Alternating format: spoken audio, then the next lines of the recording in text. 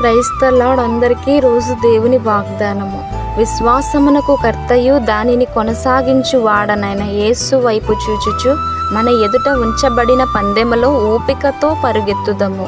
హెబ్రీలకు రాసిన పత్రిక 12:2. దేవునికి మహిమ.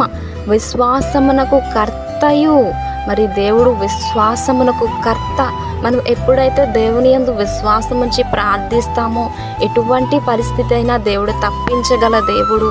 మరి దేవుడు ఎంత గొప్ప దేవుడు అంటే, మీరు ఎదుర్కొంటున్న సమస్యలు ఎంతవైనా కానివ్వండి, కానీ దేవుని యందు మనం ఎప్పుడైతే విశ్వాసం ఉంచుతామో మరి విశ్వాసము కలుగ చేసిన దేవుడు ఆయనే. మరి మనందరి జీవితంలో ఒక పరిపూర్ణత అనుగ్రహిస్తాడు, ఒక నమ్మకాన్ని కలుగ చేసే దేవుడు ఆయన.